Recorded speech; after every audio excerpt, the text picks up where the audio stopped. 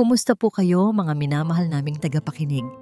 Muli, ako po ang inyong lingkod, handang maghatid ng isang kwentong gigising sa ating mga natutulog na damdamin. Sana po ay nasa isang komportableng lugar kayo ngayon, handa nang buksan ang inyong mga puso. Sinasabi nilang may mga bagay na hindi kayang bilhin ng pera, kalusugan, kapayapaan, at tunay na pagmamahal. Ngunit paano kung sa gitna ng kawalan ng pag-asa, isang ordinaryong tao ang mag-aalay ng isang bagay na higit pa sa anumang kayamanan? Isang pangakong kayang baguhin ang lahat. Isang linggo. Sa pinakamagandang sitwasyon, iyon na lang ang meron sila. Ang mga salita ng doktor ay umuulit-ulit sa isipan ni Gideon Costello. Parang isang sirang plaka na walang tigil sa pag-ikot. Bawat salita ay isang punyal na bumaon sa kanyang puso. Isang hatol na isinulat sa bato. Nakatayo siya ngayon sa harap ng 3 salaming kabaong. Iyon ang turing niya sa mga high-tech na incubator na naglalaman ng kanyang 3 anak. Ang malawak at marangyang hacienda silangan na dati simbolo ng kanyang kapangyarihan at tagumpay ay naging isang malamig na mausoleo. Ang katahimikan ay nakakabingi. Binabasag lamang ng mahinang tunog ng mga makinang sumusubaybay sa bawat hininga, bawat pintig ng puso ng 3 nilalang na mas maliit pa sa kanyang mga palad. Sina Miguel, Gabriel at Rafael, mga pangalan ng arkanghel para sa mga batang tila isinuko na ng langit. Niluwagan ni Gideon ang kurbata ng kanyang mamahaling suit. Ilang araw na siyang hindi nakakatulog ng maayos. Ang kanyang dating matikas na tindig ay napalitan ng pagod at bigat ng balikat. Ano ang silbi ng lahat ng kanyang yaman? Ng mga gusaling itinayo niya na bumago sa itsura ng syudad, ng mga numero sa kanyang bank account na hindi kayang bilangin ng ordinaryong tao? Wala. Walang-wala. Sa harap ng kamatayan, ang pera ay isa lamang palamuting papel. 23. Iyon ang bilang ng mga high-profile na private nurse, mga espesyalista mula sa pinakamagagaling na ospital, ang tumanggi sa alok niya. Doble, triple ang sahod. Anumang hilingin, ibibigay niya. Ngunit nang makita nila ang kalagayan ng mga sanggol, ang kanilang mga profesional na ngiti ay napalitan ng iling at mga salita ng pakikiramay. It's a lost cause, Mr. Costello. We're sorry but we cannot take on a responsibility with no hope of success. Walang pag-asa. Iyon ang salitang nagpabagsak sa kanyang mundo. Isinandal niya ang kanyang noo sa malamig na salamin ng incubator ni Miguel, ang panganay sa 3. Napakaliit nito. Ang balat ay halos manipis at kita pa ang mga ugat. Pumikit si Gideon at ang alaala ng kanyang asawang si Isabela ay biglang sumalakay sa kanyang isipan. Ang ngiti nito, ang halakhak at ang huling pagtingin nito na puno ng takot at pagkalito bago ito bawian ng buhay. Patawarin mo ako, mahal ko, bulong niya sa hangin. Nabigo ako sa iyo at ngayon, mabibigo rin ako sa kanila. Isang mahinang katok sa pinto ang pumutol sa kanyang pagdalamhati. Pumasok si Manang Clara, ang matandang kasambahay na nagsilbi sa pamilya Costello mula pa noong bata si Gideon. Ang kanyang mukha ay puno ng pag-aalala. Senyorito Gideon, mahinang sabi nito, nandito na po yung huling aplikante. Bumuntong hininga si Gideon. Ang huli, ang pang-24. Isa na namang pagtanggi ang naghihintay. Papasukin mo siya, Manang. Hindi siya lumingon. Nanatili ang kanyang tingin sa mga anak. Narinig niya ang mga yabag na papalapit. Mga yabag na magaan. Halos hindi marinig. Hindi tulad ng mga tiyak na hakbang ng mga profesional na nurse kanina. Magandang hapon po, sir. Ang boses ay mahinahon, malinis, ngunit may bahid ng pagod. Napilitan siyang lumingon. At ang kanyang nakita ay hindi ang inaasahan niya. Hindi isang babaeng nakaunipormeng puti at may dalang mga kredensyal. Sa halip, isang payak na babae ang nakatayo roon, nakasuot ng simpleng bestida na kupas na ang kulay. Ang kanyang buhok ay nakatali lang sa likod at sa kanyang mukha ay mababakas ang hiya at pagod sa mahabang biyahe. Ang tanging dala niya ay isang maliit na bag. Ito si Luningning Santos, ang babaeng mula sa Baryo Pag-asa. Hindi isang nurse, isang simpleng aplikante para maging tagapag-alaga. Nangunot ang noo ni Gideon, isang pagkakamali. Manang, I asked for a specialized nurse, not a... Hindi niya itinuloy ang sasabihin, ngunit hindi sa kanya nakatingin ang babae.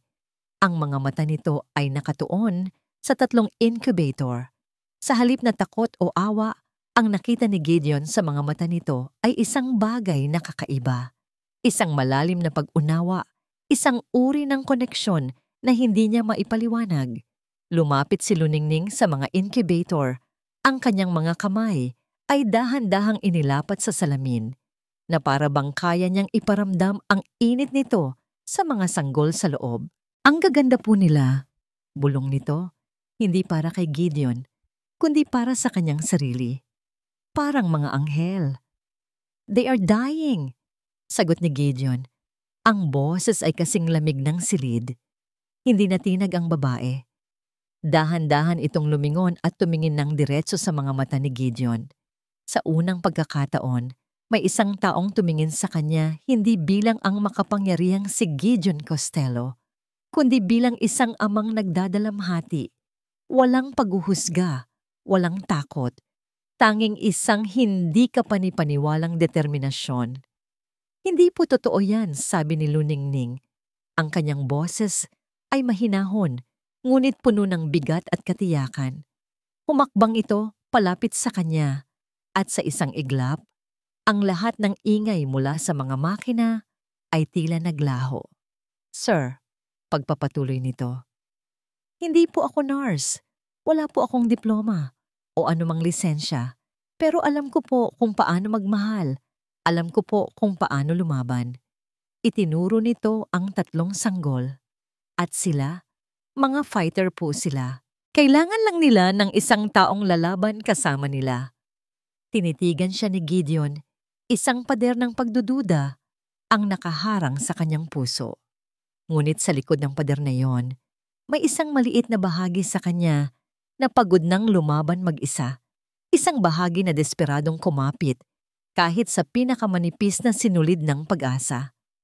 At pagkatapos, sinabi ni Luningning ang mga salitang magpapabago sa lahat. Bigyan niyo po ako ng pagkakataon, sir.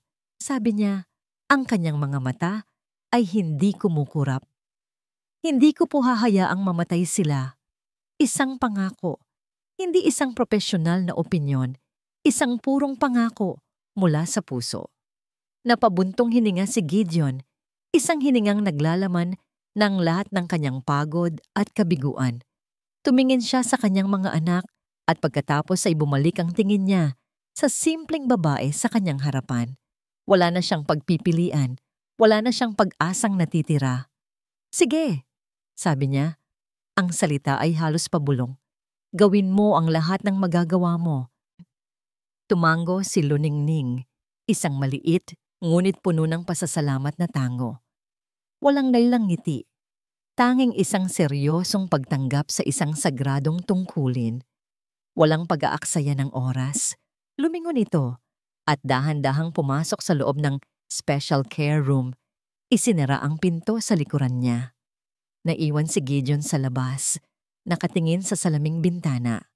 Pinanood niya ang babae habang hinuhubad nito ang kanyang tsinelas, naguhugas ng kamay ng maigi, at nagsimulang kausapin ang kanyang mga anak na tila naiintindihan siya ng mga ito.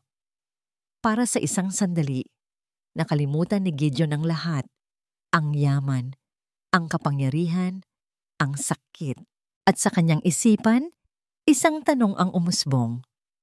Ipinagkatiwala ba niya ang kanyang mga anak sa isang himala o sa huling akto ng isang desperado at baliw na tao? Sa sandaling isinara ni Luningning Santos ang pinto ng special care room, tila isang buong mundo ang kanyang isinara sa labas. Ang mundo ng pag-aalinlangan, ng mga hatol ng siyensya at ng malamig na yaman ng mga Costello. Dito sa loob, siya na ang batas. At ang batas niya ay simple lang, pagmamahal. Ang unang hinarap ng kanyang mga mata ay ang itsura ng silid. Ito'y malinis o malinis, walang duda. Mabango sa disinfektante. Ang bawat gamit ay nasa perpektong ayos. Ngunit para kay Ning, ang kaayusang ito ay may kasamang lamig. Ito ay silid na naghihintay ng kamatayan. Hindi isang silid na lumalaban para sa buhay. Iyon ang una niyang binago. Sa halip na manatili sa artipisyal na ilaw, marahan niyang binuksan ng kaunti ang makakapal na kurtina. Hinahayaang pumasok ang banayad na sinag ng hapon. Agad na nagkaroon ng buhay ang silid. Pagkatapos, kumuha siya ng basahan at pinunasan ang bawat ibabaw ng incubator, hindi dahil marumi ito, kundi dahil gusto niyang ang una nilang maramdaman ay ang haplos ng isang nag-aalaga. Kahit sa salamin man lang. Habang ginagawa ito, isang mahinang himig ang kumawala sa kanyang mga labi. Isang oyayi na kinakanta sa kanya ng kanyang ina noong bata pa siya sa Baryo Pag-asa. Pumasok si Manang Clara, may dalang isang tray ng pagkain para kay Ning. Napatigil ito sa may pinto, nagmamasid sa ginagawa ng dalaga. "Hija, sigurado ka ba sa ginagawa mo?" Tanong ng matanda. Ang boses ay puno ng pag-aalala. Ang sabi ng mga doktor, kailangan ng absolutong katahimikan at minimum contact. Ngumiti si Ning, isang matamis, ngunit pagod ng ngiti. "Manang, hindi po sila mga bagay na babasagin. Mga tao po sila, mga sanggol. Kailangan po nila ng pagmamahal para lumaban." At doon, ginawa ni Ning ang isang bagay na ikinagulat ni Manang Clara. Dahan-dahan, buong pag-iingat na binuksan ni Ning ang incubator ni Miguel. At pagkatapos ay ang kay Gabriel at ang kay Rafael. Isa-isa niyang binuhat ang mga ito na tila mga babasaging figurin at inilipat sa isang mas malaking crib na inihanda niya sa gitna ng silid, magkakatabi. "Diyos ko, Ning! Anong ginagawa mo?" Halos mapasigaw na bulong ni Manang Clara. "Tiwala lang po, Manang," sagot ni Ning. Ang kanyang boses ay kalmado. Inayos niya ang posisyon ng 3 sanggol upang ang maliliit nilang katawan ay bahagyang magkadikit. Nung nasa sinapupunan po sila, magkakasama sila. Naririnig nila ang tibok ng puso ng isa't isa. Iyon po ang pinakamatibay na musika para sa kanila. Iyon ang nagsasabi sa kanilang hindi sila nag-iisa sa laban na ito. Umupo si Ning sa tabi ng crib. Ang kanyang kamay ay nakapatong ng buong gaan sa ibabaw ng 3 maliliit na likod. Sa kanyang opisina, sa kabilang bahagi ng mansyon, nakaupo si Gideon sa dilim, nakatitig sa monitor ng security camera. Nakita niya ang lahat. Ang pagbukas ng kurtina, ang pagpunas, ang paglipat sa mga sanggol. Noong una, gusto niyang sumugod doon at pigilan ang kahibangang ginagawa ng babae. Labag ito sa lahat ng sinabi ng mga doktor, ngunit may pumigil sa kanya. Pinanood niya ang eksena sa monitor. Ang 3 sanggol na dati hiwa-hiwalay sa kani-kanilang salaming kulungan ay ngayon ay magkakatabi na. At nakita niya ito ng malinaw.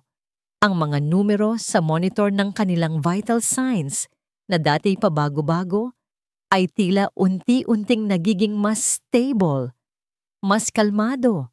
Hindi ito maipaliwanag ng siyensya, ngunit nakikita ito ng kanyang mga mata. At si Luningning, nakaupo lang ito roon, hindi inaalis ang kanyang mga mata sa mga bata, na para bang sa pamamagitan ng kanyang tingin ay naibibigay niya ang kanyang sariling lakas. Isang bagay ang pumasok sa isip ni Gideon, pag-aalaga.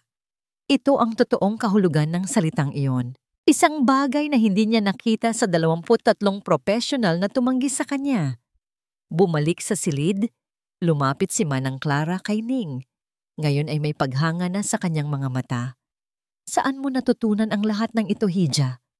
Tumingin si Ning sa malayo at isang anino ng kalungkutan ang dumaan sa kanyang mga mata. May nakababata po akong kapatid na lalaki, Manang. Sakitin po siya mula pagkabata. Mahina ang puso. Kami po ng nanay ang nag-alaga sa kanya. Hindi man po namin siya naisalba dahil sa kahirapan. Huminto siya, lumunok. Pero natutunan ko po na ang pinakamabisang gamot na maibibigay mo sa isang taong mahal mo ay ang pakiramdam na hindi siya nag-iisa. Tumango si Manang Clara. Naiintindihan na ngayon ang lalim ng pinanghuhugutan ng dalaga. Lumipas ang mga oras. Si Gideon ay nanatili sa kanyang opisina, hindi maalis ang tingin sa monitor. Si Ning naman ay hindi umalis sa kanyang pwesto. Paminsan-minsay umaawit ng uyayi o kinakausap ang mga sanggol na parabang matagal na silang magkakakilala. Isang kakaibang kapayapaan ang bumalot sa Hacienda Silangan. Isang kapayapaan na matagal nang nawala.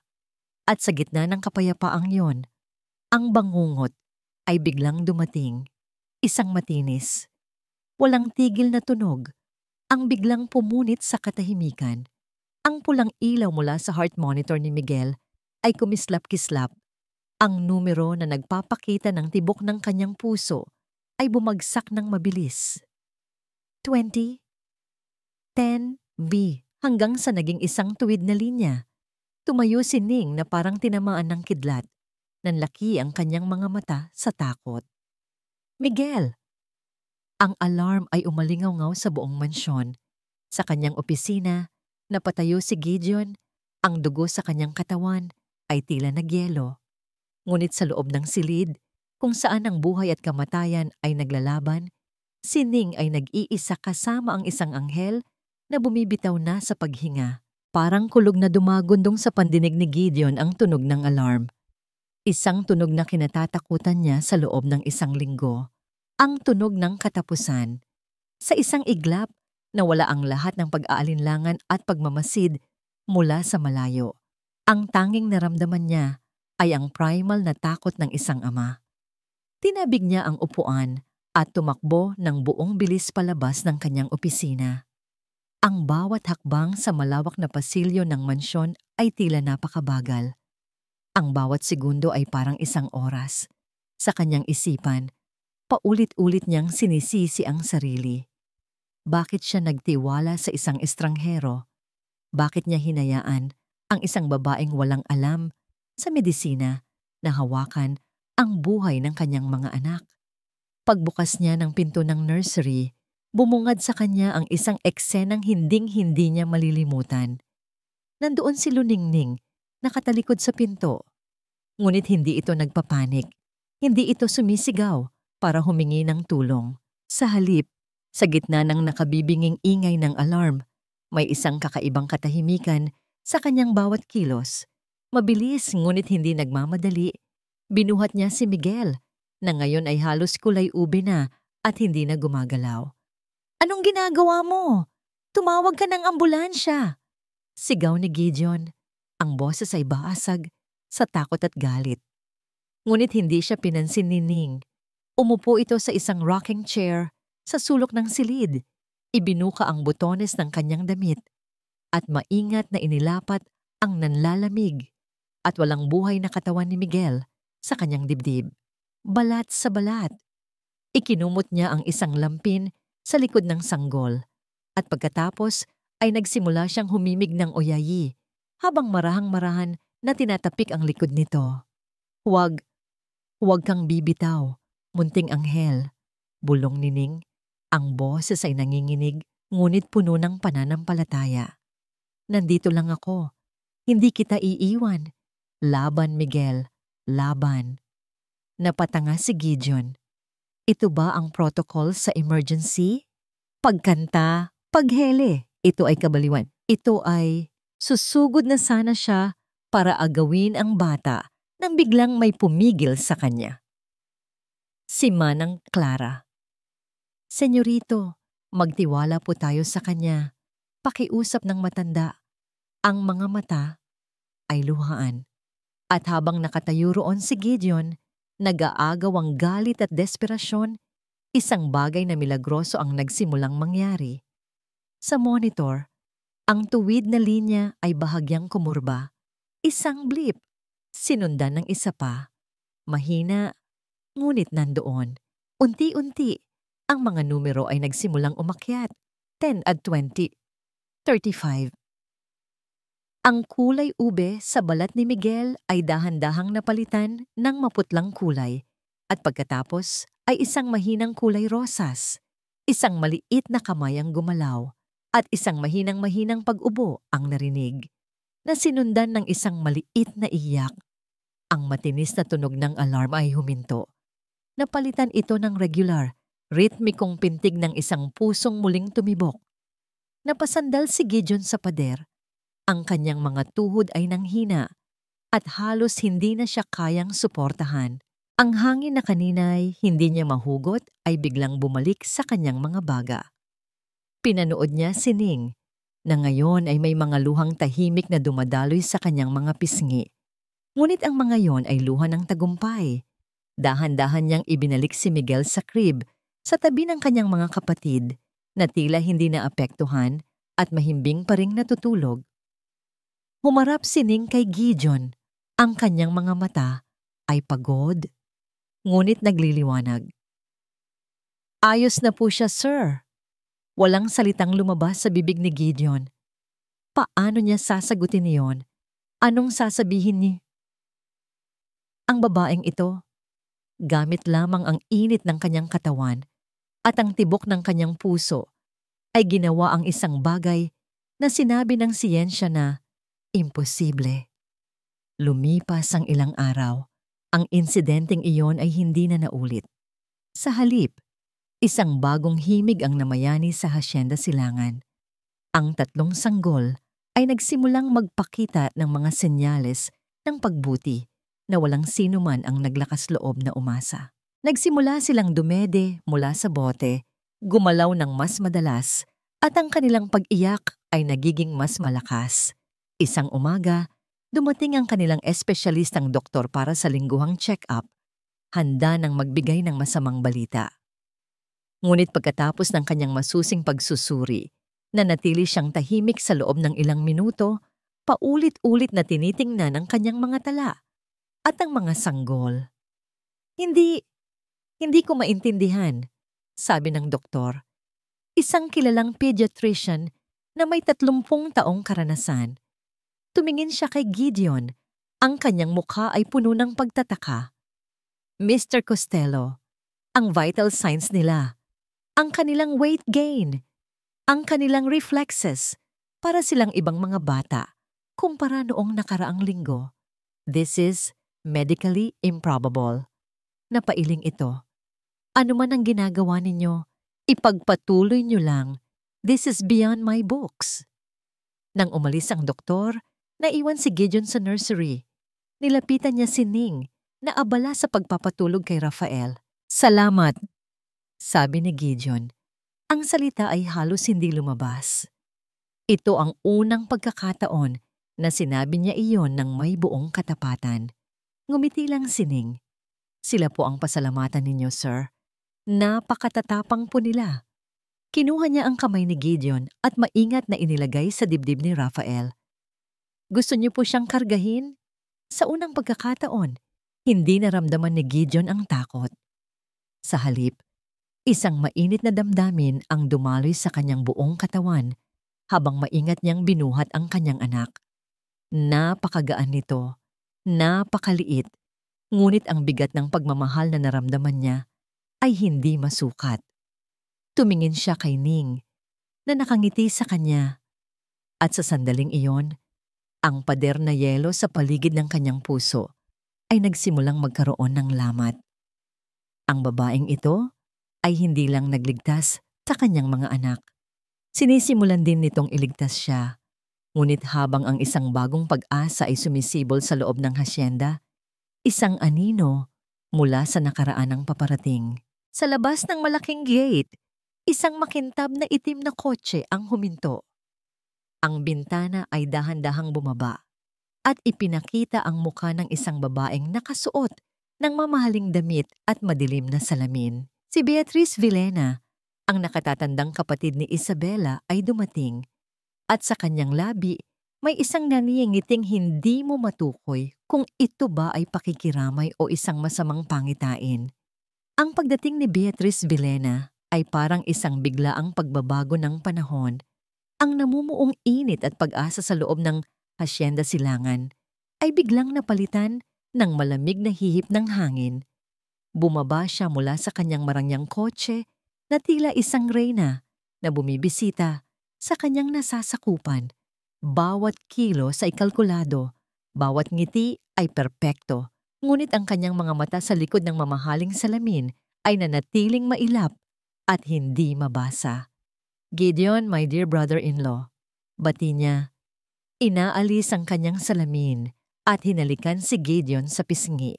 Ang kanyang boses ay malambing, ngunit para sa pandinig ni Ning, na tahimik na nakatayo sa may pintuan ng nursery, ito'y may talim.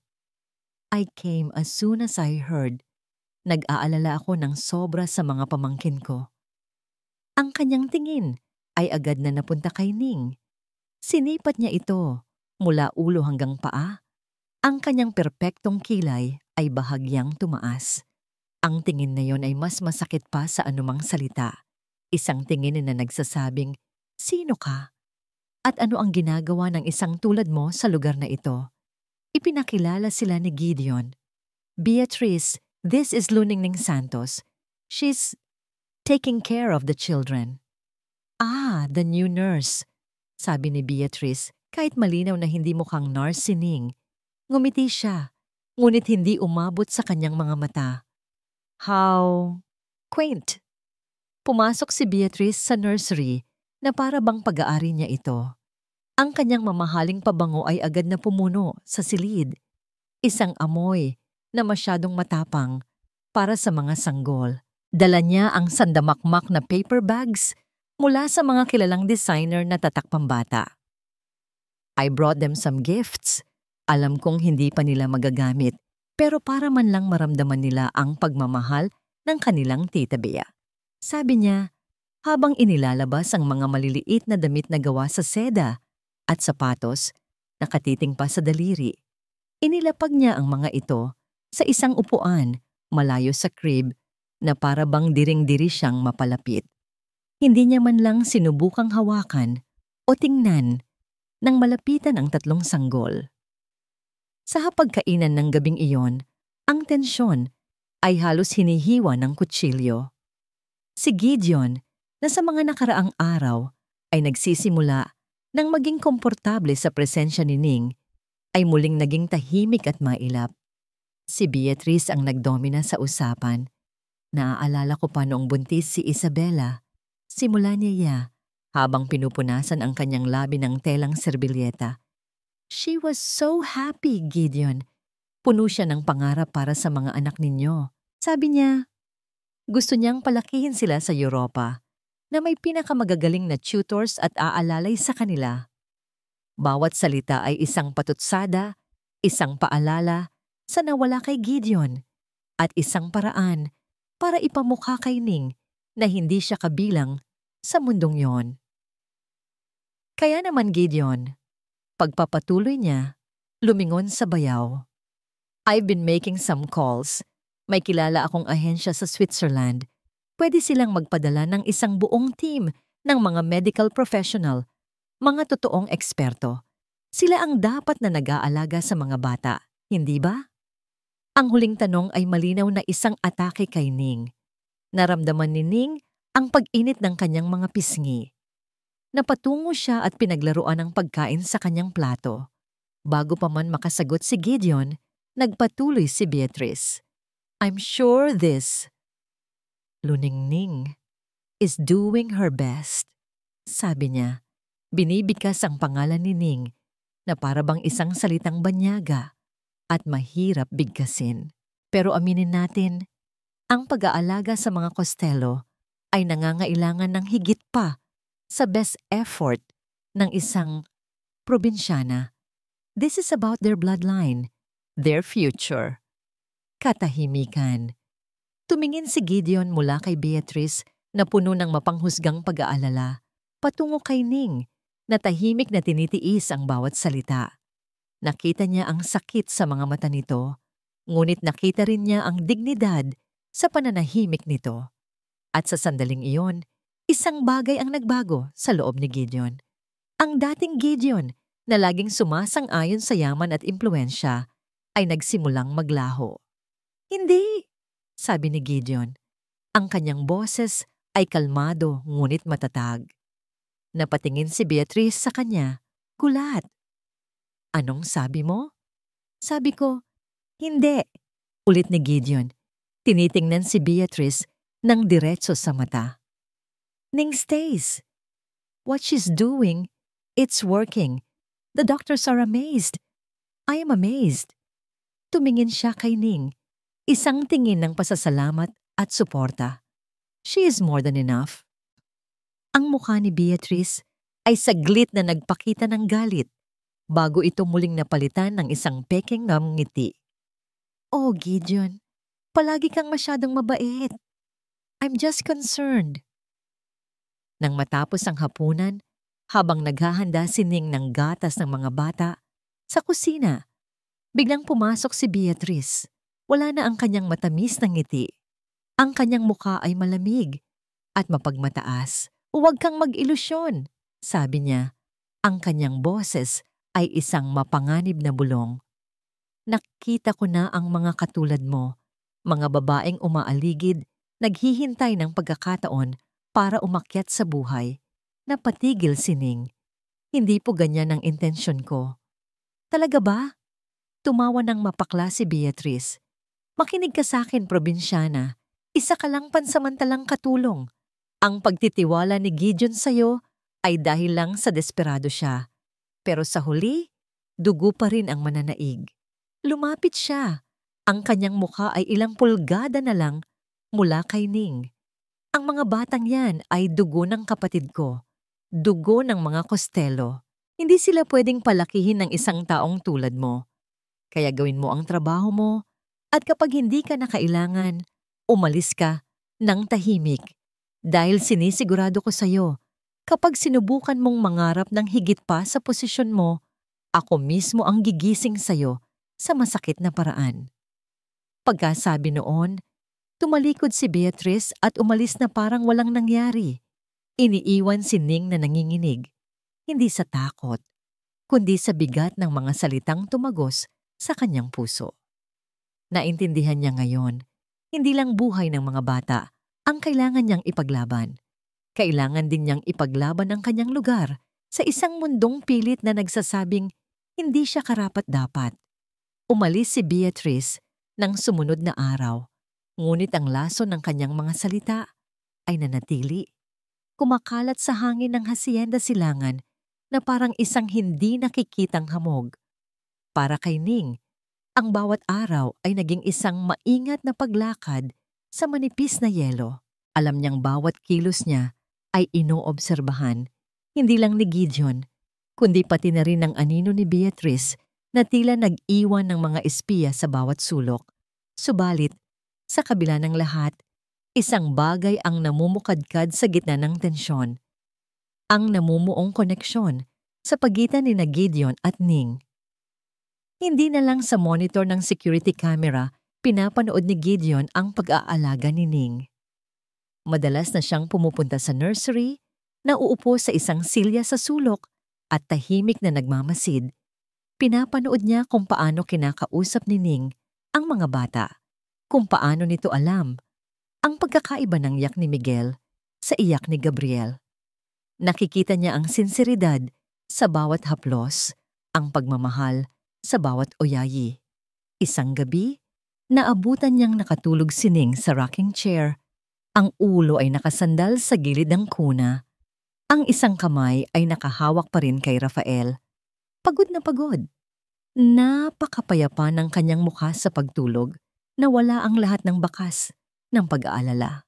Kumuha si Gideon ng isang kumot at dahan-dahang inilagay sa ibabaw niya.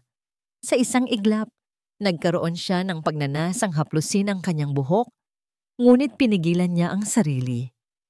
Ang damdaming iyon, isang damdamin ng proteksyon at paghanga ay bago at nakakatakot para sa kanya.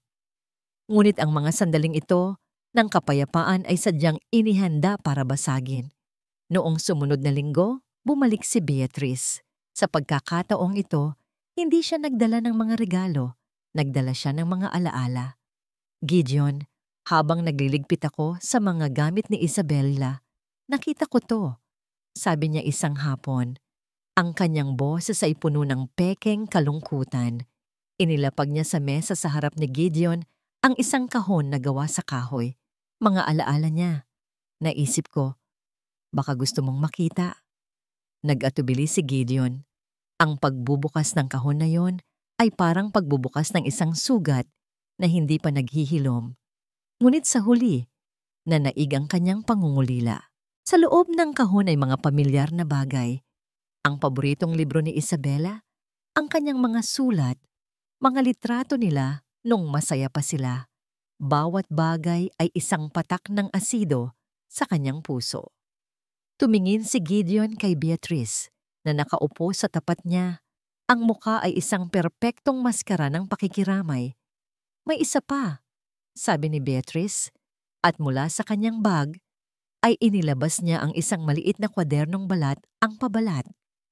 Ang kanyang talaarawan, ang kanyang mga huling isinulat. Gideon, I think you deserve to know what she was going through. Kung ano ang tunay niyang nararamdaman bago nangyari ang lahat. Iniabot niya ang talaarawan. Nanginginig ang mga kamay ni Gideon nang tanggapin niya ito. Ito ay sagrado, pribado. Ngunit ang pangangailangan niyang maintindihan kung bakit nawala si Isabella ay mas malakas. I'll give you some privacy, sabi ni Beatrice. Tumayo at marahang tinapik ang kanyang balikat bago umalis. Nang mag-isa na lang siya, binuksan ni Gideon ang talaarawan. Ang mga unang pahina ay puno ng saya at pag-asam tungkol sa pagbubuntis.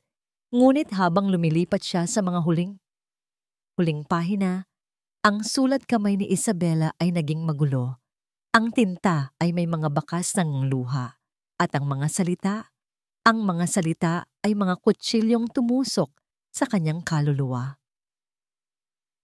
Hindi na siya umuuwi ng maaga. Laging may meeting, laging may business trip. Sino siya? Sino ang babaeng unti-unting umaagaw sa asawa ko? Nababaliw na ba ako? O sadyang bulag lang ako sa katotohanan? Nakikita ko ang paraan ng pagtingin niya sa akin. Awa. Hindi na pagmamahal. Siguro dahil sa laki ng tiyan ko. Siguro hindi na ako kaakit-akit sa kanya. Siguro may iba na siyang mahal. At ang pinakamasakit sa lahat, ang huling-huling entry na isinulat isang araw bago ang aksidente. Paano kung hindi sa kanya ang mga batang ito? Isang gabi, lasing ako. May nangyari sa isang party. Hindi ko maalala. Diyos ko, patawarin mo ako. Ito na ba ang parusa sa akin? Ang mga batang ito ba ang simbolo ng aking kasalanan? Paano ko sasabihin kay Gideon? Paano kung hindi niya mga anak ang dinadala ko? Nabitiwan ni Gideon ang talaarawan na para bang napaso siya.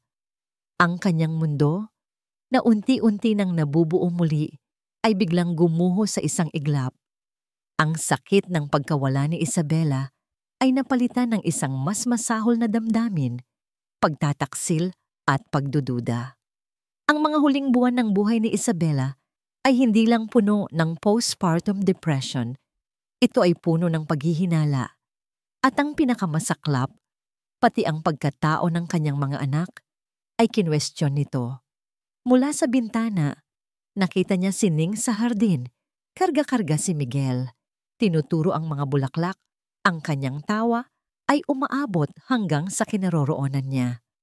Ang eksena na kanina lang ay nagbibigay sa kanya ng kapayapaan, ay ngayon ay nagdudulot ng isang nakalalasong tanong. Ang babaeng ito, bigla na lang siyang dumating mula sa kawalan. Ipinipilit ang sarili sa buhay niya, sa buhay ng kanyang mga anak. Ang kanyang kabaitan, ang kanyang pag-aalaga. Lahat ba ito ay totoo? O bahagi ng isang mas malaking plano? Tumingin si Gideon mula sa talaarawan patungo kay Ning na masayang nakikipaglaro sa mga bata. At sa unang pagkakataon, isang nakapangingilabot na tanong ang sumibol sa kanyang isipan, isang lason na itinanim ni Beatrice at diniligan ng mga salita mula sa nakaraan. May iba pa ba siyang motibo sa pagpunta niya rito? Ang pagbabago kay Gideon ay hindi biglaan. Ito ay parang isang dahan-dahang paglamig ng panahon, isang unti-unting pagkawala ng liwanag na halos hindi mo mapapansin sa simula. Ngunit para kay Ning, na ang buong mundo ay umikot na sa pag-aalaga sa mga bata at sa namumuong ugnayan nila ni Gideon, ang bawat maliit na pagbabago ay parang isang malakas na hudyat. Nagsimula ito sa mga simpleng bagay. Noong Lunes, naghanda si Ning ng paboritong kape ni Gideon, gaya ng dati. Ngunit sa halip na ang karaniwang matipid ng ngiti, at salamat Ning, ang natanggap niya ay isang malamig na tango lang bago ito tumalikod at pumasok sa opisina. Noong Martes, ang nakagawian nilang sabay na panananghalian sa nursery habang pinapanood ang mga bata ay biglang nakansela. Marami akong trabaho, sabi ni Gideon sa intercom. Ang boses ay walang emosyon. Mag-isang kumain si Ning. Kaharap ang 3 sanggol na tila nakakaramdam din ng biglang pananahimik ng kanilang ama. At pagsapit ng Biyernes, ang pagbabago ay naging isang malinaw at hindi maikakailang pader sa pagitan nila. Sir Gideon, titingnan ko lang po kung kailangan na ng bagong stock ng gatas at diaper, sabi ni Ning. Pagkatapos ilatag ang budget sa mesa nito, tiningnan ni Gideon ang listahan, ang kanyang mukha ay seryoso. Bakit kailangan mong malaman ang tungkol sa pamilya ko? Tanong niya. Hindi nakatingin kay Ning. Nagtaka si Ning. Po? Para lang po sa budget ng mga bata. I asked about your family. Pagputol ni Gideon. Taga-Baryo Pag-asa ka. May sakit ang nanay mo. May namatay kang kapatid. Pero bukod doon, ano pa? Ano ang ginagawa mo bago ka napunta rito?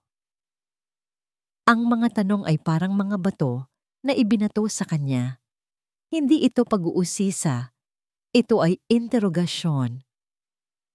Nagtrabaho po ako sa isang karinderya, sir. At kung ano-ano pa pong trabaho para lang po makatulong sa nanay ko. May mga kaibigan ka ba? Kamag-anak? May mga tao bang naghahanap sa'yo ngayon? Naramdaman ni Ning ang panginginig ng kanyang mga kamay. Bakit niya ito tinatanong? Wala na po akong ibang pamilya, kundi ang nanay ko. Ang mga kaibigan ko po ay nandoon din sa baryo. Tumango si Gideon na parang kinukumpirma ang isang bagay sa kanyang isipan. So, walang sino man ang nakakaalam na nandito ka ngayon maliban sa nanay mo. Naramdaman ni Ning ang kirot. Ang mga tanong na ito ay hindi na tungkol sa kanyang kakayahan bilang tagapag-alaga. Ang mga ito ay tungkol sa kanyang pagkatao. Tila ba bawat sagot niya ay isinusulat sa isang listahan ng mga posibleng kasalanan. Ang sitwasyon ay lalong lumala nang mapansin ni Ning ang isang bagong kamera na naka-install sa kisame ng nursery. Mas maliit, mas high-tech, at direktang nakatutok sa kuna. Para sa seguridad, maikling paliwanag ni Gideon nang tanungin niya ito. Beatrice suggested it para mas masubaybayan natin ang mga bata. Ngunit para kay Ning, hindi iyon seguridad. Iyon ay pagbabantay. Isang paalala na ang tiwalang ipinagkaloob sa kanya ay unti-unti nang binabawi.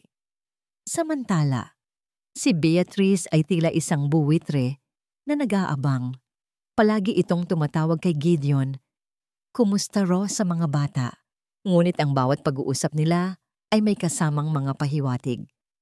Nakakapagtaka talaga. No? How this girl just appeared out of nowhere exactly when you needed someone. Parang tadhana. O baka naman planado? Isang gabi, hindi na natiis ni Ning. Naabutan niya si Gideon na nakatayo sa may bintana, nakatanaw sa dilim. Sir Gideon, mahinang sabi niya, may nagawa po ba akong mali? May pagkukulang po ba ako sa pag-aalaga kina Miguel? Lumingon si Gideon at sa ilaw ng buwan, nakita ni Ning ang bigat at gulo sa kanyang mga mata. Ngunit ang kanyang boses ay nanatiling malamig. Gawin mo lang ang trabaho mo, Luningning. Binabayaran kita para alagaan ang mga bata, hindi para alalahanin ang nararamdaman ko. Tinalikuran siya nito. At huwag mo akong tawaging Sir Gion. Masyadong pamilyar. Mr. Costello ang itawag mo sa akin. Ang bawat salita ay isang sampal. Ang Luningning, na dati binibigkas niya ng may lambing, ay ngayon ay tunog estranghero. Ang Mr. Sir Costello ay isang pader na muling itinayo, mas mataas at mas matibay kaysa dati. Napayuko si Ning, pinipigilan ang mga luhang nagbabadyang tumulo. Tumalikod siya para umalis, ngunit isang ingay mula sa opisina ni Gideon ang nakakuha ng kanyang atensyon, bahagyang nakaawang ang pinto.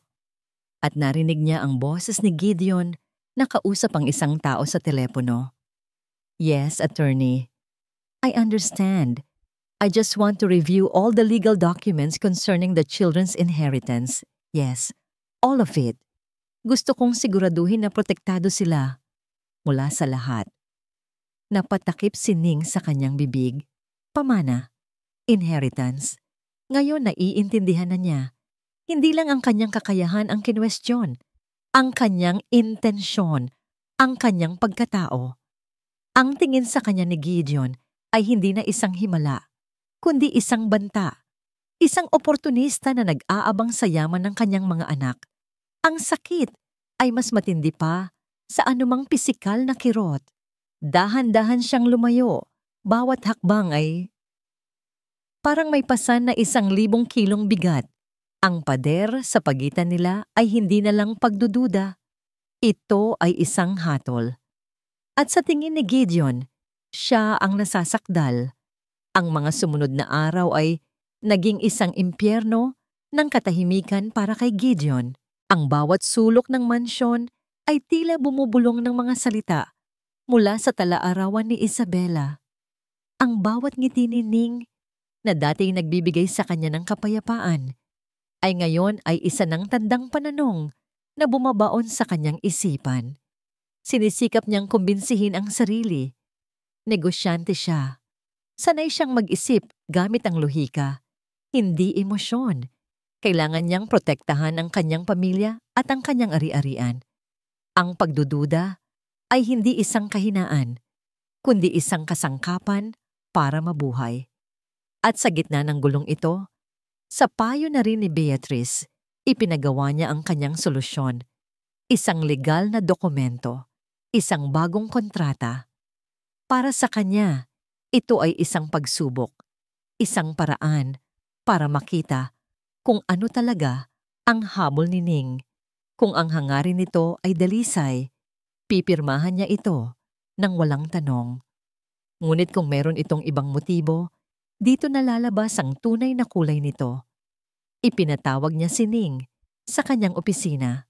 Ang silid na dati naging saksi sa kanilang mga unang pag-uusap ay ngayon ay tila isang korte. At si Gideon ang hukom. Maupo ka, Miss Santos, sabi niya. Ang formalidad ay isang matalim na patalim. Umupo si Ning. Ang kanyang mga kamay ay magalang na nakapatong sa kanyang mga hita.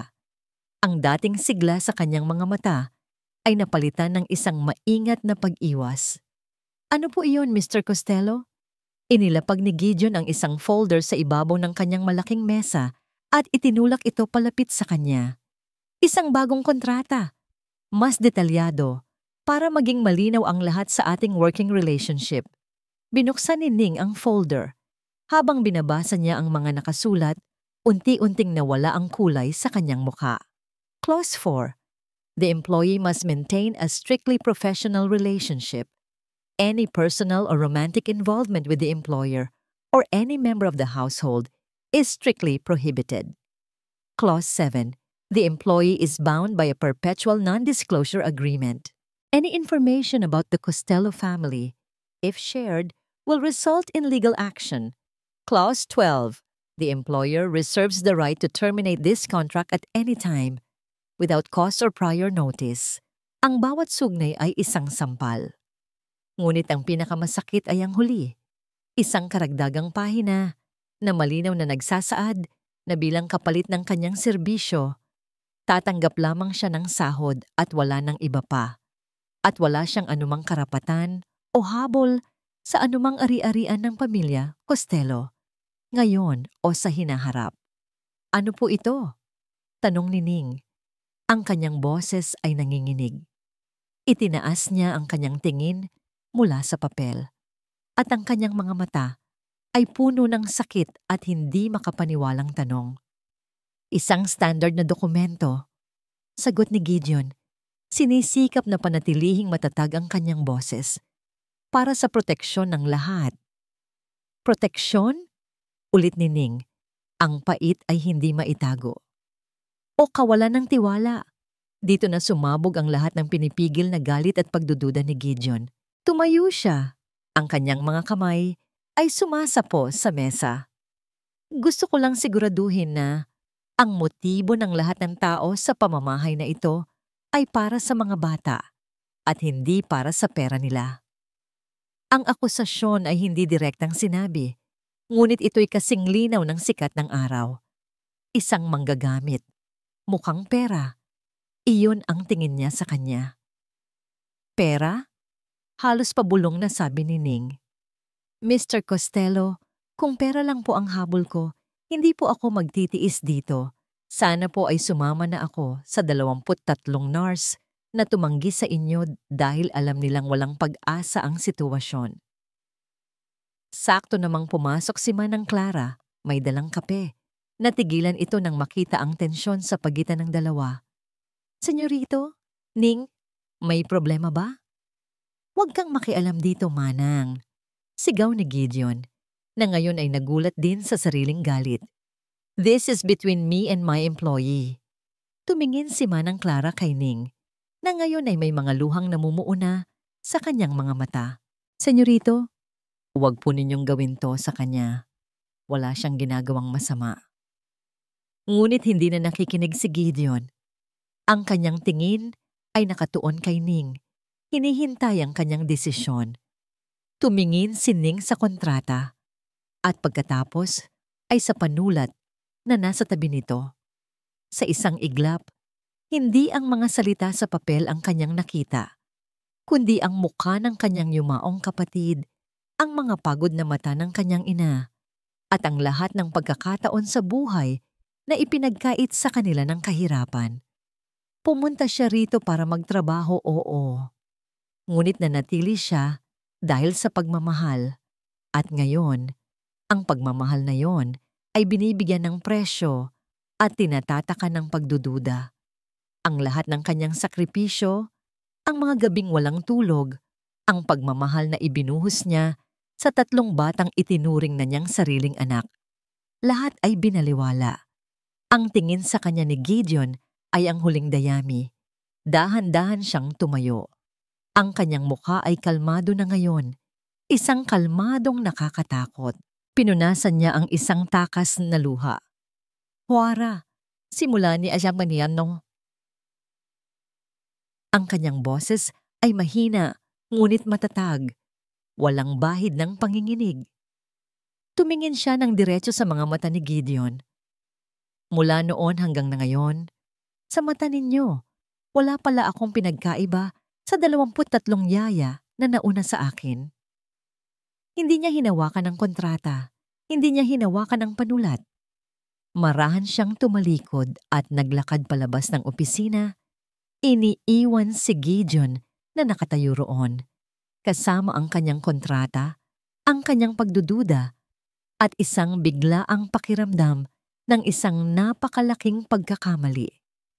Pagkalabas ni Ning sa opisina ni Gideon, hindi siya umiyak, hindi siya sumigaw. Ang lahat ng emosyon, ang sakit, ang galit, ang pagkadismaya, ay tila nagyelo sa loob niya, nag-iwan ng isang malamig at basag na pakiramdam. Naglakad siya sa pasilyo, bawat hakbang ay matatag, ngunit sa loob niya, Ang kanyang puso ay dinudurog. Alam na niya ang kanyang gagawin. Hindi na siya pwedeng manatili. Hindi dahil sa kontrata, hindi dahil sa mga akusasyon, kundi dahil naintindihan niya na ang kanyang presensya na dati pinagmumulan ng himala ay ngayon ay naging ugat na ng alitan at pagdududa. Ang pagmamahal na ibinibigay niya sa mga bata ay ginagamit ni Beatrice para lasunin ang isip ni Gideon.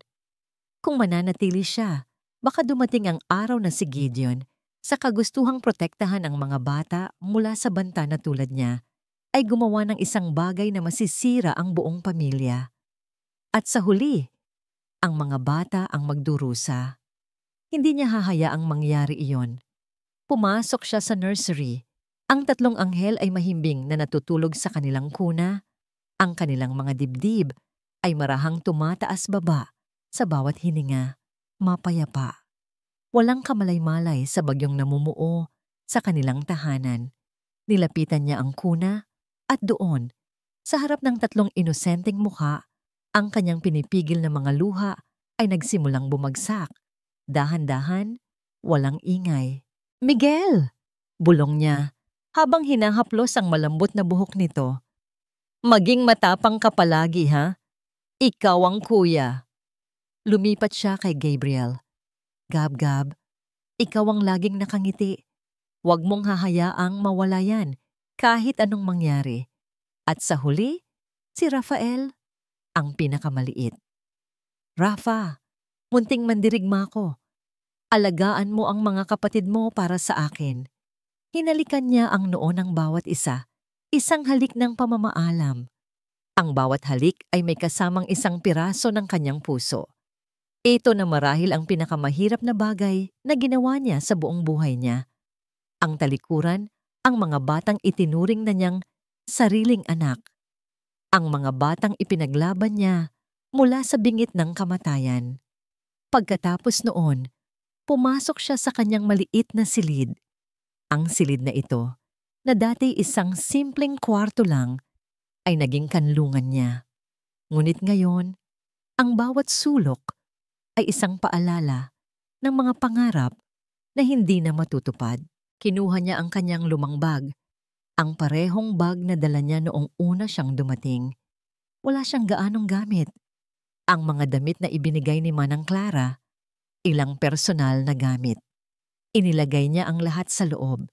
Hindi niya kinuha ang kahit anong bagay na bigay ni Gideon o anumang pag-aari ng mga Costello. Habang nag-aayos siya, pumasok si Manang Clara. Ang kanyang mukha ay puno ng pag-aalala. "Ning Hija, anong ginagawa mo?" "Kailangan ko na pong umalis, Manang." Sagot ni Ning, hindi tumitingin sa matanda. "Huwag, Hija. Huwag mong pansinin si Senyorito. Naguguluhan lang siya ngayon." "Iyon na nga po, Manang." Pagputol ni Ning. Ngayon ay humarap na, ang kanyang mga mata ay pula sa pag-iyak. "Habang nandito po ako, lalo lang siyang maguguluhan. Lalo lang po siyang lalasunin ni Ma'am Beatrice. Ang pag-alis ko po ang tanging paraan para matahimik na sila, para sa kapakanan po ng mga bata." Walang nagawa si Manang Clara, kundi ang yakapin siya ng mahigpit. "Mag-iingat ka, anak. Huwag mo kaming kakalimutan." Sumulat si Ning ng isang maikling liham. Hindi ito naglalaman ng panunumbat o galit. Ito ay isang simpleng pamamaalam. "Mr. Costello, salamat po sa pagkakataong ibinigay ninyo sa akin. Minahal ko po sina Miguel, Gabriel at Rafael na parang tunay na mga anak. Ang pag-alis ko po ay hindi dahil sa galit, kundi dahil sa pagmamahal. Sana po ay alagaan ninyo sila ng mabuti. Sila ang pinakamahalaga. Nagpapasalamat, Luningning." Inilapag niya ito sa mesa sa tabi ng kuna, kung saan siguradong makikita ito ni Gideon. Kasabay ng pagpatak ng ulan sa labas, tahimik na lumabas si Ning ng nursery. Huling sulyap, huling paalam. Dumaan siya sa kusina para magpaalam kay Manang Clara, at pagkatapos ay lumabas siya sa pinto sa likod. Ayaw niyang dumaan sa harap, kung saan maaaring makita siya ng mga security guard at i-report kay Gideon. Habang naglalakad siya sa mahabang daanan palabas ng gate, ang bawat patak ng ulan ay tila nakikidalamhati sa kanya. Basang-basa na siya, ngunit hindi niya ito ininda. Ang lamig sa labas ay walang-wala kumpara sa lamig sa loob ng kanyang puso. Nang makarating siya sa malaking gate ng Hacienda Silangan, lumingon siya sa huling pagkakataon. Ang mansyon, na minsan niyang tinawag na paraiso, ay ngayon ay isa na lamang paalala ng isang magandang panaginip na biglang naging bangungot. Tumalikod siya at nagsimulang maglakad sa madilim at basang kalsada, walang tiyak na patutunguhan.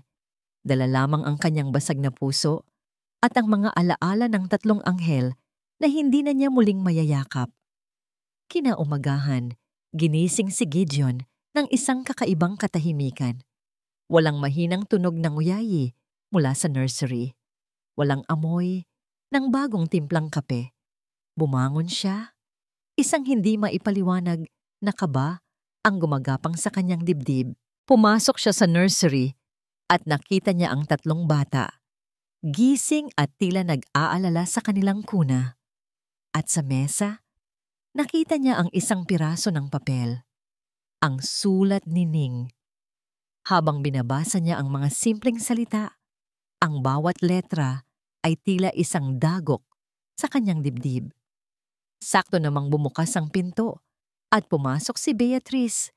Ang kanyang mukha ay nagliliwanag sa tagumpay na hindi maitago. "Good morning, Gideon," bati niya. "May maganda akong balita.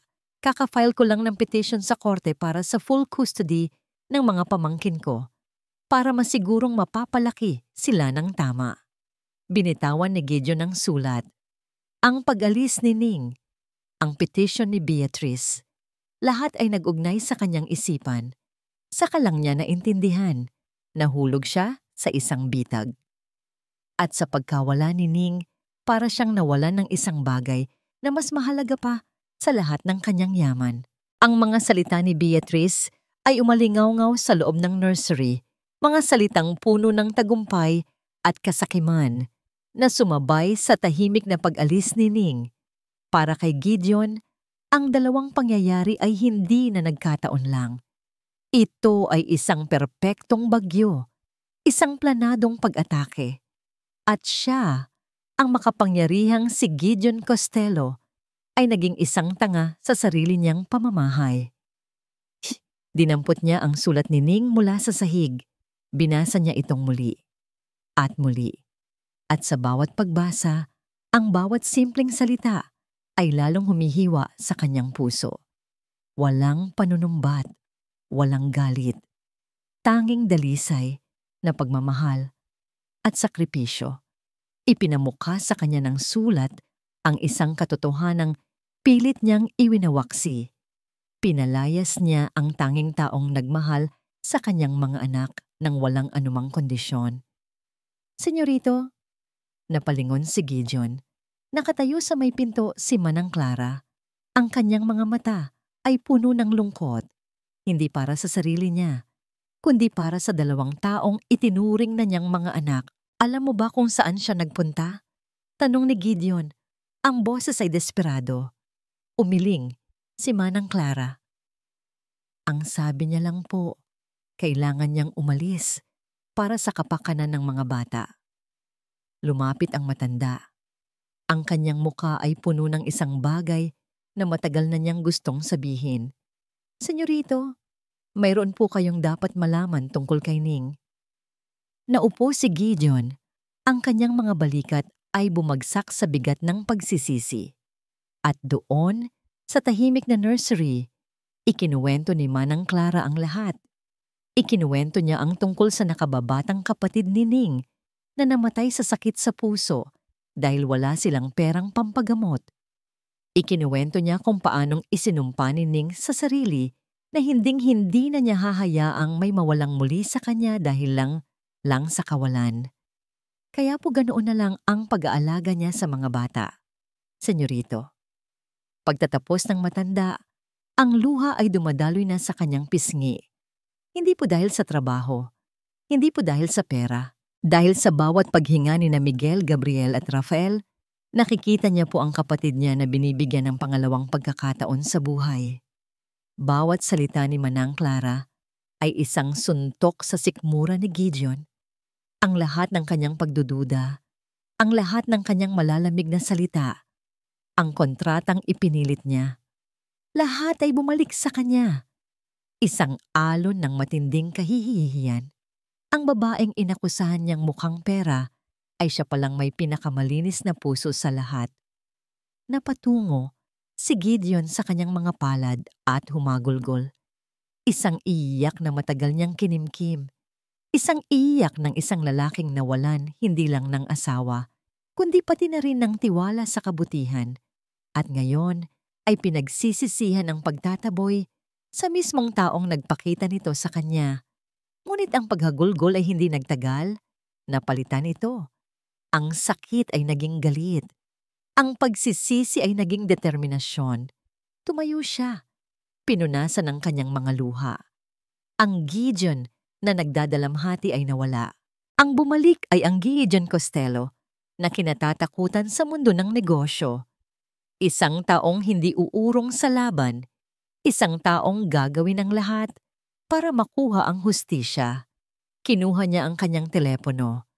Ang una niyang tinawagan ay ang kanyang pinagkakatiwalaang private investigator. Marco, sabi niya, ang kanyang boses ay malamig at matigas. Gusto kong imbestigahan mo si Beatrice Villena, lahat. Financial records, phone records, mga taong kinakausap niya. Gusto kong malaman kung ano ang kulay ng medyas na suot niya kahapon.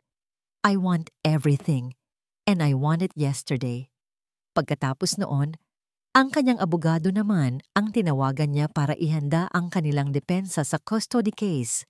At ang huling tawag, ito ang pinakamahirap sa lahat. Tinawagan niya ang doktor ng mga bata. Doc, sabi niya, I need a favor. Isang DNA test para sa mga bata as soon as possible, and it needs to be discreet. Hindi na siya nagdududa na anak niya ang mga ito.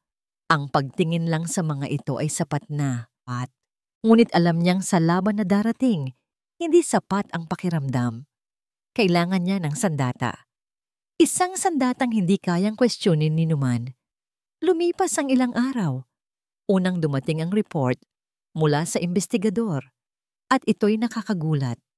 Si Beatrice Villena, ang babaeng nagpapakita ng isang marangyang pamumuhay, ay lubog sa utang. Malapit nang ma-foreclose ang kanyang mga ari-arian. Ang custody sa mga bata ay hindi lang tungkol sa pagmamahal ng isang tiyahin. Ito ay isang tiket sa loto. Isang paraan para makuha ang kontrol sa napakalaking trust fund ng 3 sanggol. Kinumpirma nito ang kanyang hinala. Ngunit ang huling piraso ng puzzle ay dumating kinabukasan. Isang selyadong brown envelope mula sa laboratorio. Nasa opisina siya nang iabot ito ng kanyang sekretarya. Nang mag-isa na lang siya, tinitigan niya ang sobre. Ito na ang katotohanan. Ang katotohanang isinulat sa dugo. Nanginginig ang kanyang mga kamay habang binubuksan niya ito. Inilabas niya ang resulta. Miguel Costello, Gabriel Costello, Rafael Costello, alleged father, Gideon Costello, probability of paternity, 99.9%. Isang malalim na hininga ng ginhawa ang kumawala sa kanya. Ngunit hindi iyon ang mahalaga. Ito ay kumpirmasyon lamang. Ang kailangan niya ay ang kapangyarihan na ibinibigay nito. Niyukom niya ang kanyang kamao. Ang papel ay nayupi sa kanyang pagkakahawak. Ngayon, kumpleto na ang kanyang mga armas. Tumayo siya at naglakad palabas ng opisina. Nakita niya si Beatrice sa sala. Masayang nakikipag-usap sa isang interior designer. Tila pinaplano na ang pagbabago sa buong mansyon. Umaktong, tila siya na ang nanalo, na siya na ang bagong reyna ng Hacienda Silangan. Lumapit si Gideon. Ang kanyang muka ay isang blangkong maskara, ngunit ang kanyang mga mata ay nag-aapoy sa isang malamig na galit. Huminto siya sa harap ni Beatrice. Gideon, halika. We were just discussing new curtains for the... Hindi niya pinatapos si Beatrice. Itinaas niya ang sobre na naglalaman ng resulta ng DNA test. Gusto mo ng katotohanan? Hindi ba, Beatrice? Sabi ni Gideon. Ang kanyang boses ay mahinahon ngunit puno ng panganib. Sige, pag-usapan natin ang katotohanan. Ang nangiti sa labi ni Beatrice ay dahan-dahang naglaho, napalitan ng isang maingat na pagtataka. Ang interior designer, na nakaramdam ng biglaang paglamig ng hangin, ay magalang na nagpaalam at mabilis na umalis. Iniiwan silang dalawa sa malawak at tahimik na sala. Anong ibig mong sabihin, Gideon? Tanong ni Beatrice, sinisikap na panatilihin ang kanyang komposura. Hindi sumagot si Gideon. Sa halip, lumakad siya patungo sa isang cabinet at inilabas ang isang bagay, ang tala-arawan ni Isabela. Inilapag niya ito sa center table, sa tabi ng sobre ng DNA test. Ang dalawang bagay na sumira at muling bubuo sa kanyang mundo. Ang tala-arawan ng kapatid mo, sabi ni Gideon. Ang kanyang boses ay walang emosyon. Ito ang sandata mo, hindi ba? Ang huling mga salita ng isang naguguluhang isipan. Ginamit mo ito para lasunin ang isip ko, para itanim ang pagdududa, hindi lang laban kay Ning, kundi pati na rin sa sarili kong mga anak. Tumawa si Beatrice, isang tawang pilit at kinakabahan. Gideon, anong pinagsasabi mo? Nag-aalala lang ako para sa'yo, para sa pamana ng kapatid ko. Itinuro niya ang tala-arawan. Nakasulat diyan ang katotohanan. Mismong si Isabela ang nagduda. Oo, nagduda siya, sagot ni Gideon. Ang kanyang mga mata ay hindi bumibitaw sa kanya. Pero ang tanong, sino ang nagtanim ng pagdududang iyon sa isip niya? Biglang namutla si Beatrice. Inilabas ni Gideon ang isa pang folder na naglalaman ng mga dokumento mula sa kanyang investigador. Inilabas niya ang isang printout ng mga text messages. Naalala mo ba ang mga ito, Beatrice? Tanong niya, habang inilalapag ang papel sa mesa. Mga mensahe mo para kay Isabela. Ilang linggo bago siya maaksidente. Binasa niya ang ilan sa mga ito nang malakas. Ang kanyang boses ay umalingaw-ngaw sa katahimikan. Sis, nakita ko si Gideon sa isang restaurant kahapon. May kasamang babae. Tawa sila ng tawa. Mag-ingat ka. Are you sure sa'yo lang siya umuuwi gabi-gabi? Baka may iba pa siyang pamilya. Mahirap na. Yung mga lalaking mayayaman. Napapansin ko, parang hindi na siya masaya sa'yo. Sis, baka kailangan mong gumawa ng paraan para hindi kanya iwan. Mga kasinungalingan, sabi ni Gideon. Ang bawat salita ay isang matulis na akusasyon. Nasa Singapore ako noong petsang yon para sa isang business deal. Nasa bahay lang ako, kasama siya noong gabing sinabi mong may kasama akong iba. Pinuno mo ang isip niya ng mga multo, ng mga halusinasyon. Ikaw ang nagtulak sa kanya sa gilid ng bangin. Hindi totoo yan, sigaw ni Beatrice. Ang kanyang boses ay nagiging matinis sa takot. Inosente ako. Mahal ko ang kapatid ko. Mahal? Gumisi si Gideon. Isang ngising walang bahid ng saya. Kung mahal mo siya, bakit mo siya sinulsulan? Kung mahal mo siya, bakit mo gustong agawin ang mga anak niya ngayon? Inihagis niya ang isa pang papel sa mesa, ang financial report ni Beatrice. Lubog ka sa utang, Beatrice. Kailangan mo ng pera. At ang mga anak ko ang solusyon mo, hindi ba? Ang maskara ni Beatrice ay nagsimulang magkalamat. Ang kanyang mukha, na dati perpekto, ay ngayon ay nababalot ng galit at desperasyon. Kahit na totoo pa yan, giit niya, itinuturo ang tala-arawan. Paano mo maipapaliwanag ang isinulat niya? Na baka hindi sa'yo ang mga bata. Iyon ang pinakamahalaga. Ito na ang sandaling hinihintay ni Gideon. Dahan-dahan niyang kinuha ang resulta ng DNA test mula sa sobre. Maingat niya itong ibinuklat at inilapag sa ibabaw ng lahat ng ebidensya. Basahin mo. Utos niya. Nanginginig ang mga kamay ni Beatrice habang dinadampot niya ang papel. Binasa niya ang resulta at muli. Tila ba hindi niya maintindihan ang mga salitang nakasulat? Probability of paternity, 99.99%. Binitawan niya ang papel na para bang napaso siya. Napatingin siya kay Gideon. Ang kanyang mga mata ay nanlalaki sa hindi makapaniwalang takot. Tapos na ang laro.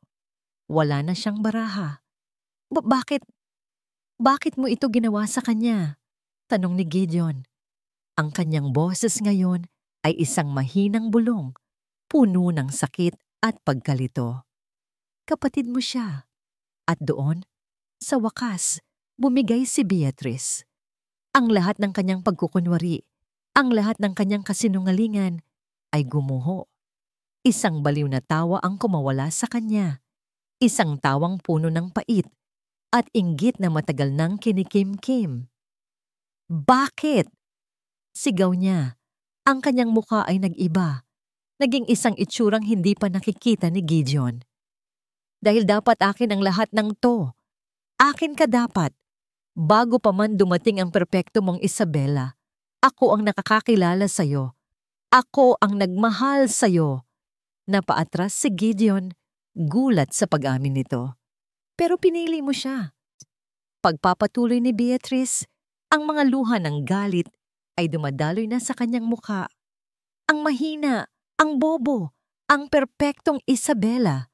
Kaya oo, sinabi ko sa kanya ang lahat ng yon. Gusto kong maramdaman niya ang sakit. Gusto kong magduda siya sa perpektong buhay niya. At ngayong wala na siya, sa tingin mo ba hahayaan kong isang hamak na probinsyana ang pumalit sa pwesto na dapat ay sa akin?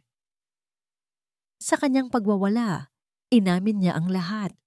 Ang kanyang inggit, ang kanyang pagmamanipula, ang kanyang masamang balak. Lahat ay lumabas. Nang matapos siya, ang tanging maririnig na lang ay ang kanyang mga hagulgol. Napaluhod siya sa sahig, isang babaeng ginupo ng sarili niyang lason. Tumalikod si Gideon, hindi na niya kayang tingnan pa ang kapatid ng kanyang yumaong asawa. Ang tagumpay ay walang tamis. Ang pakiramdam ay hungkag. Nanalo siya sa laban, ngunit ang mga sugat na idinulot nito ay mananatili magpakailanman. Tinawagan niya ang kanyang mga security. Palabasin niyo si Miss Villena sa hacienda at siguraduhin ninyong hindi na siya makakabalik pa. Nang mailabas na si Beatrice, naiwan si Gideon na mag-isa sa malawak na sala. Ang lahat ng ebidensya ng kasinungalingan ay nakakalat sa mesa. Panalo na siya. Protektado na ang kanyang mga anak. Ngunit may isang bagay na kulang.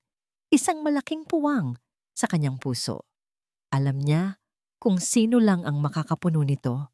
Tumingin siya sa kanyang pinagkakatiwalaang assistant na tahimik na nag-aabang sa isang sulok. Isang utos lang ang binitawan niya. Isang utos na naglalaman ng lahat ng kanyang pag-asa. Hanapin mo siya, sabi ni Gideon. Ang kanyang boses ay puno ng pagsusumamo. Hanapin mo si Luningning para sa akin. Ang Baryo Pag-asa ay isang mundong napakalayo sa Hacienda Silangan. Ang malamig na sahig na marmol ay napalitan ng kawayang lupa-lupa. Ang aircon ay napalitan ng mainit na hanging amoy lupa at mga halaman. Ang nakabibinging katahimikan ay napalitan ng tunog ng mga tandang, ng mga batang naghahabulan, at ng walang katapusang kwentuhan ng mga kapitbahay. Para kay Luningning, ito ang tahanan. Ngunit sa loob ng halos isang linggo mula nang siya'y bumalik, pakiramdam niya ay isa siyang bisita sa sarili niyang buhay. Ginagawa niya ang mga dati niyang gawain. Nagluluto sa kalan de kahoy, naglalaba sa poso, nag-aalaga sa kanyang inang may sakit. Ngunit ang kanyang mga kamay, na sanay ng mag-alaga sa 3 maliliit na anghel, ay tila nangungulila. Ang kanyang mga tainga, na sanay na sa tunog ng mga oyayi at ng mahinang iyak ng mga sanggol, ay hinahanap-hanap ang himig na yon sa bawat ihip ng hangin. "Anak," sabi ng kanyang ina isang hapon, habang pinupunasan niya ito ng maligamgam na tubig. "Nandito ka nga, pero ang puso mo, nasaan?" Hindi makasagot si Ning. Hinalikan na lang niya ang noo ng ina. Paano niya sasabihin na ang puso niya ay naiwan sa isang malaking mansyon na hahati sa 3 maliliit na piraso? Isang hapon, habang nagwawalis siya sa kanilang bakuran, isang hindi pamilyar na ingay ang pumukaw sa atensyon ng buong baryo. Ang mga aso ay nagsimulang tumahol. Ang mga tsismosa ay nagsilabasan sa kanilang mga bintana. Isang makintab na itim na sasakyan, isang uri ng sasakyan na sa pelikula lang nila nakikita, ang dahan-dahang gumagapang sa baku-bakong daan. Huminto ito mismo sa tapat ng kanilang maliit na dampa. Natigilan si Ning. Ang walis ay nabitawan niya. Ang kanyang puso ay nagsimulang kumabog ng napakabilis. Hindi maaari. Bumukas ang pinto ng sasakyan. At mula roon, lumabas si Gideon Costello. Ngunit hindi ito ang Gideon Costello na kilala niya. Hindi ang amo na nakasuot ng perpektong suit at may malamig na aura. Ang lalaking nakatayo ngayon sa ilalim ng sikat na araw ay nakasuot lang ng simpleng polo shirt at pantalon. Ang kanyang buhok ay bahagyang magulo. At sa kanyang mga mata, makikita ang ilang araw na walang tulog. Puno ng pagod at isang emosyong hindi pa nakikita ni Ning dati, pagsusumamo. Ang buong baryo Pag-asa ay tila huminto sa pag-ikot. Lahat ng mata ay nakatuon sa kanila. Naglakad si Gideon palapit kay Ning. Bawat hakbang ay maingat, na para bang natatakot siyang baka tumakbo ito palayo. Huminto siya sa harap niya. "Ning," sabi niya. Ang boses ay paos, luningning. Walang salitang lumabas sa bibig ni Ning.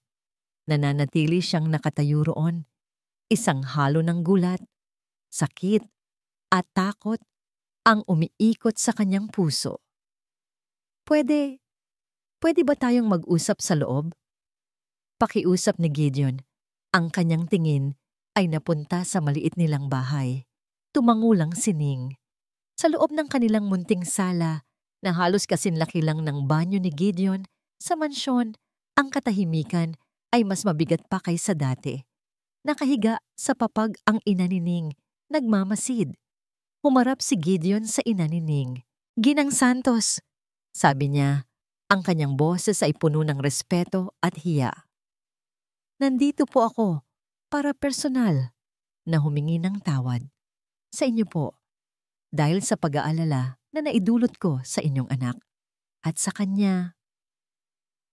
Bumaling siya kay Ning. Ang mga mata ng isang makapangyarihang CEO ay ngayon ay puno ng luha. "Patawarin mo ako, Ning," sabi niya. Ang kanyang boses ay basag. "Naging tanga ako, naging duwag, nagpadala ako sa lason ng nakaraan at sa kasinungalingan ng iba. Ang lahat ng sakit na idinulot ko sa'yo, ang kontrata, ang mga sinabi ko, wala sa mga yon ang nararapat sa'yo." Hinawakan niya ang mga kamay ni Ning. "Ikaw ang nagligtas sa mga anak ko. Ikaw ang nagligtas sa akin. Pero pinalayas kita. At iyon ang pinakamalaking pagkakamali ng buhay ko." Hindi na napigilan ni Ning ang kanyang mga luha. Ang lahat ng sakit na kinimkim niya ay bumuhos. At pagkatapos, isang bagay na hindi inaasahan ni Ning ang ginawa ni Gideon. Dahan-dahan itong lumuhod sa sahig na kawayan sa harap niya. Napatakip si Ning sa kanyang bibig. "Gideon, tumayo ka." Umiling si Gideon. Ang kanyang mga mata ay hindi bumibitaw sa kanya. "Hindi ako aalis sa pagkakaluhod na ito hanggat hindi mo ako pinapatawad at hanggat hindi ka pumapayag na sumama sa akin." Huminga siya ng malalim. Sa pag-uwi, "Umuwi ka na sa amin, Ning. Umuwi ka na sa mga bata. Hinahanap ka na nila, hinahanap na kita. Ang Hacienda Silangan ay isa lang malaking bahay. Pero ikaw, Ikaw ang tahanan. Mula sa kanyang bulsa, inilabas niya ang isang maliit na kahon. Binuksan niya ito at sa loob ay isang simpleng singsing na may isang maliit na diamante na kumikinang. Hindi ito isang marangyang singsing. Ito ay isang singsing na puno ng pangako. Alam kong wala akong karapatan, sabi niya. Ang kanyang boses ay nanginginig. Pero sa loob ng mga araw na wala ka, naintindihan ko ang lahat. Ikaw ang nag-alaga sa buong mundo ko. Ngayon, hayaan mong ako naman ang mag-alaga sa'yo. Hayaan mong alagaan kita habang buhay. Ang buong mundo ni Ning ay huminto. Ang lalaking minsan niyang tiningala bilang amo ay ngayon ay nakaluhod sa kanyang harapan. Hindi bilang isang bilyonaryo, kundi bilang isang lalaking nagmamahal, humihingi ng tawad, at nag-aalay ng kanyang puso. Ang mga luha sa kanyang mga mata ay hindi na lang dahil sa sakit. Ito na ay mga luha ng pag-asa, ng pagpapatawad, at ng isang pag-ibig na mas makapangyarihan pa sa anumang pagsubok. Tumingin siya sa mga mata ni Gideon at pagkatapos ay sa singsing. Ito na ang kanyang sagot. Ang sagot na matagal nang isinisigaw ng kanyang puso. 1 taon nang lumipas ang hasyenda. Silangan na minsay naging isang malamig na palasyo ng kalungkutan ay ngayon ay puno ng buhay, kulay at higit sa lahat, halakhak. Ang hardin ay napapalibutan ng mga lobo at mga banderitas. Ang mga bisita mula sa mga kasosyo sa negosyo ni Gideon hanggang sa mga kapitbahay ni Ning mula sa Baryo Pag-asa ay masayang nagkukwentuhan. Sa gitna ng lahat, ang dahilan ng pagdiriwang, ang unang kaarawan ni na Miguel, Gabriel at Rafael Costello. Ang 3 batang minsay hinatulan ng kamatayan ay ngayon ay malulusog, bibo at makukulit na mga paslit. Si Miguel, ang seryosong kuya, ay sinusubukang tumayo habang nakahawak sa binti ng kanyang ama. Si Gabriel, ang palangiti, ay masayang pumapalakpak sa saliw ng musika. At si Rafael, ang pinakamaliit ngunit pinakamalakas, ay nasa bisig ng kanyang ina. Ang kanyang maliliit na kamay ay nakakapit sa kwintas nito. At ang kanyang ina, si Luningning Santos Costello, ay nagliliwanag. Ang simpleng bestida ay napalitan ng isang eleganteng puting damit. Ngunit ang pinakamahalagang pagbabago ay wala sa kanyang kasuotan, kundi sa kanyang mga mata. Wala na ang anino ng takot at pag-aalinlangan. Ang naroon na lang ay isang dalisay at payapang kaligayahan. Lumapit siya sa isang silyang nakapwesto sa lilim kung saan nakaupo ang kanyang ina na ngayon ay maayos, nang nakakakain at nakakangiti. Ipinagamot siya ni Gideon sa pinakamagaling na ospital at ngayon ay nakatira na sa hasyenda, sa isang silid na malapit sa kanyang anak. "Nay," sabi ni Ning habang iniaabot si Rafael. "Tingnan niyo po ang apo ninyo. Kamukha raw po ninyo." Tumawa ang matanda habang kinakarga ang sanggol. "Naku anak, ang tanging nakikita ko ay ang swerte ng batang ito dahil ikaw ang kanyang ina." Ngumiti si Ning. Ang salitang ina ay isang musikang hinding-hindi niya pagsasawaang pakinggan. Mula sa di kalayuan, pinapanood sila ni Gideon. Ang puso niya ay umaapaw sa pasasalamat. Ang lalaking minsay naniwala na ang pera ang sagot sa lahat ay natutunan na ang pinakamahalagang yaman sa mundo ay hindi nahahawakan. Ito ay nararamdaman sa bawat ngiti ng kanyang asawa, sa bawat halakhak ng kanyang mga anak. Nilapitan niya si Ning at marahang inakbayan ito mula sa likod. "Happy Mrs. Costello?" Bulong niya sa tainga nito. Humarap si Ning. Ang kanyang mga mata ay nagniningning. "Sobra, Mr. Costello." Nagkatinginan sila at sa isang tingin na yon, ang lahat ng kanilang pinagdaanan ay nagbalik. Ang desperasyon, ang pag-asa, ang pagdududa, ang sakit, ang pagpapatawad. At sa huli, ang pag-ibig na naghilom sa lahat. Nagsimula ang isang mabagal na tugtog. Hinila ni Gideon si Ning papunta sa gitna ng hardin. "Pwede ko bang isayaw ang pinakamagandang babae sa buong mundo?" tanong niya. Habang marahan silang sumasayaw, isinandal ni Ning ang kanyang ulo sa dibdib ni Gideon. "Naaalala ko pa, noong una akong dumating dito," bulong niya. "Takot na takot ako. Pakiramdam ko, hindi ako nababagay." "Ako rin," sagot ni Gideon, na ikinagulat ni Ning. "Takot na takot din ako. Takot na baka mawala sila sa akin. Pero dumating ka at itinuro mo sa akin kung paano muling maniwala." Hinalikan niya ang buhok nito. "Salamat, Ning. Salamat sa hindi mo pagsuko sa kanila at sa akin." Nang matapos ang tugtog, lumapit sila sa kanilang mga anak. Binuhat ni Gideon si Miguel at Gabriel, habang karga naman ni Ning si Rafael. Magkakasama silang naglakad patungo sa isang bahagi ng hardin na nakaharap sa silangan, kung saan ang araw ay dahan-dahan nang lumulubog. Ang pangalan ng hacienda, Hacienda Silangan, ay may bago ng kahulugan para sa kanila.